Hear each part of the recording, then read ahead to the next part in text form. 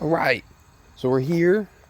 Noctis and Cinque have both come out. Cinque came out last night. Noctis came out a few days ago. I apologize for being late on Noctis. I've been having a lot of shoulder pain, and it's just been throwing off a lot of my concentration and everything. Like, I get to start talking about them, and then, like, I lose focus or something like that. And it's like, yeah, I would rather just wait. But we're here. We're going to start off with talking about Noctis. So, Noctis is a fan favorite amongst a lot of people for a very good reason, mostly for being a Sasuke 2.0. No, I'm kidding. I actually like Noctis. From the little that I did get to play Final Fantasy 15, I didn't get to play it too much. Like, I got to play like a demo of it at like GameStop when I worked there, and then like we were like dead in the store one day, and I just got to keep playing the game because like we reset up this the system for the full game like a little later on just to like to play it out and everything. So I liked him from the little that I did play. But Noctis came out with his rework and the return of his EX weapon. Basically, with his rework, I'm going to keep it nice and simple. Basically, with his rework, his base abilities will apply a debuff point blank warp, which anyone that he attacks afflicted with that debuff, Noctis will follow up on any of his abilities with a 2-hit single target HP attack, even after his HP attack, plus. It will happen. It will trigger after his HP attack plus, which gives him crazy good longevity.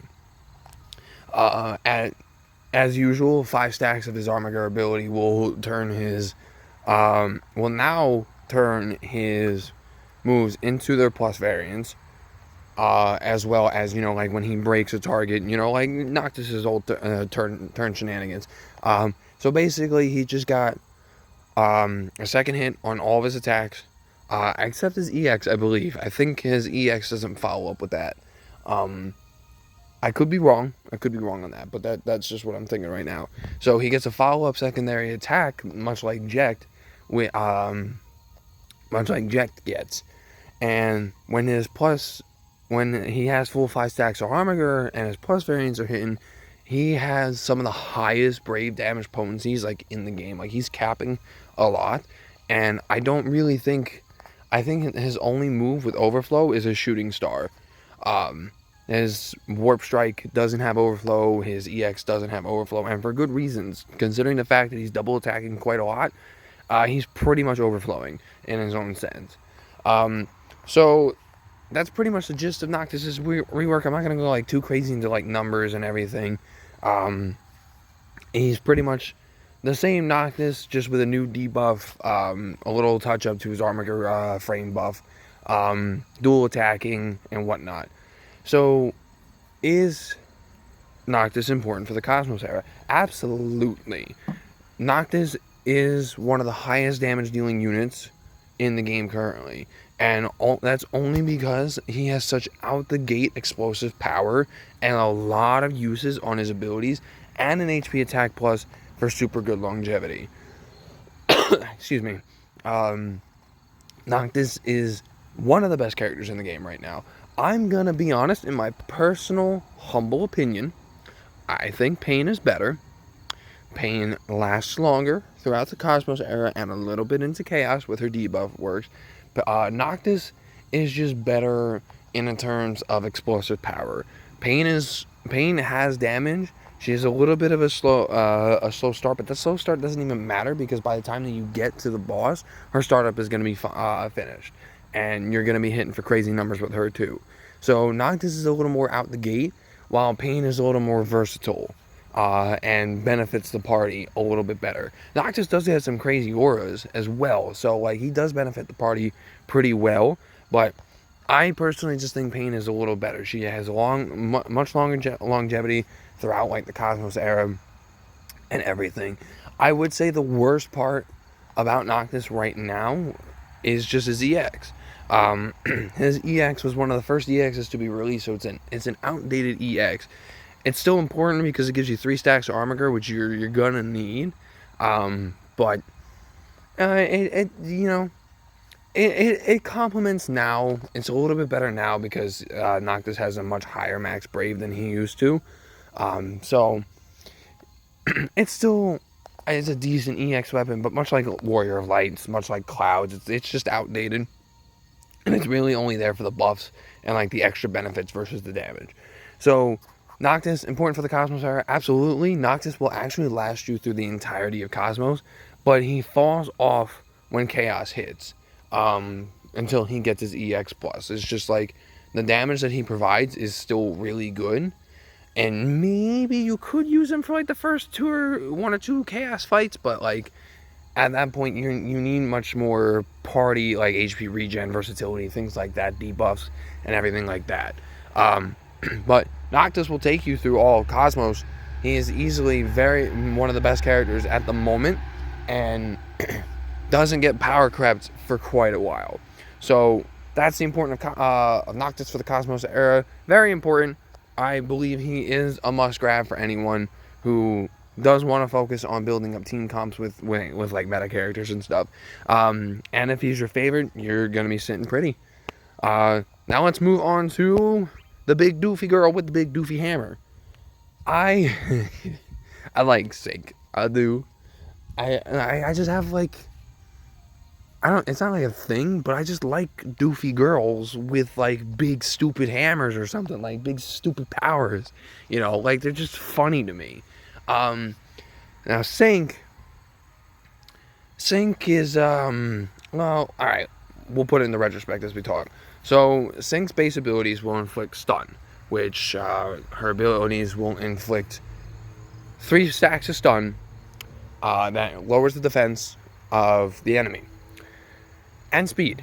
It lowers the defense and speed of the enemy. It doesn't increase by any of the stacks that you get, and when it reaches 5 stacks, her abilities go plus. Her first ability, Earthquake, at base, it's an AoE single target HP attack with 2 hits, and it's a base ability with 120% overflow. When it gets to its plus variant, it's a 3-hit AoE single target HP attack with 200% overflow, but a high turn rate. That's not a good thing. No, high action. No, yeah. High turn rate. Well, no, that is a good thing. I was thinking of high action delay. No, high turn rate is pretty good. And then her second ability, Home Run Swing.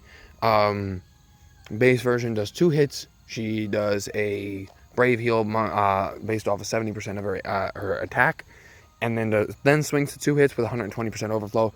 At its plus variant with the 5 stuns, that value jumps up to 150% and does 3 hits and overflows up to 200% with a I think it's high action delay. I'm positive it's high action delay. Yes, with high action delay, which is not good. Sorry, I get this mixed up so often. And then her EX is a AoE single target HP attack that does 50 points in chase value and initiates the launch sequence on the enemy. It raises everyone's brave. I forget by the percentile, but it's a pretty huge boost. And this happens before the launch, so everyone's nice and full. It delays all targets by 1 turn and inflicts 5 stacks of stun immediately with a very slow recast rate. At max limit break, it does have a slow recast rate. So I hope you were paying attention.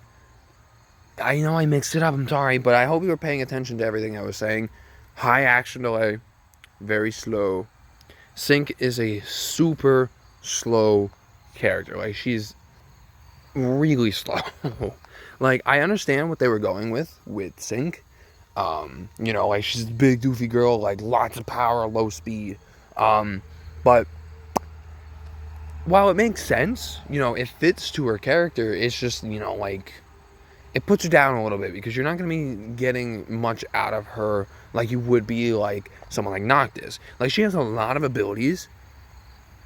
She has a lot of, like, counts on her abilities, and she has, like, it's a okay HP attack plus. It's one of those ones where you don't do any brave hits and you raise your brave.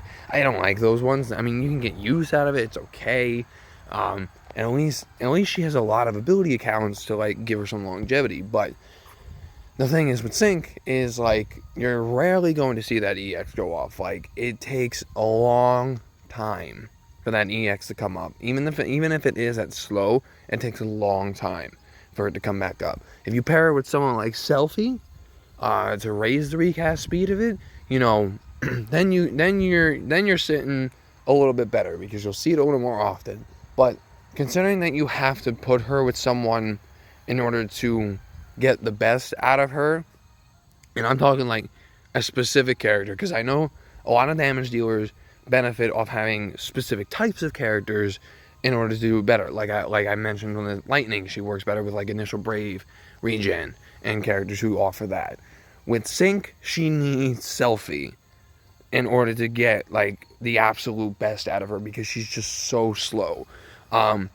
She has some of the highest overflow in the game, where her EX hits up to 250% overflow at max limit break. She's going to be capping a lot, like, especially with that EX. Like, it's a super strong EX. It's just, it doesn't come up quick enough, and she has the high action delay after her plus variants, which makes her a little slower and everything. Cinque is Cinque important for the Comsos era? I'm gonna say no. While if you do pick her up, if you do scoop her up, if she is a favorite of yours, like I'm trying to use some tickets on her. I've used some tickets. I got her 35, 2 of her 35, and 3 of her 15. And I'm gonna get the tickets from the Comsos and the token shop. I'm gonna use a little more, see if I have luck. But should you go deep for Cinque? I don't think so. I did some tickets in about like 3 multis. I should have only done 2, but I'm stubborn. But I'm pretty much done from there. I'm saving my gems. And is she important? No. Is she fun? Absolutely. Cinque is she's a very fun character. And like, just watching this tiny petite little girl just like swing around this hammer is just a blast. And if you do build her and you do put her on your teams, just try to work with her low speed. You know, try and bring characters that raise her speed and everything.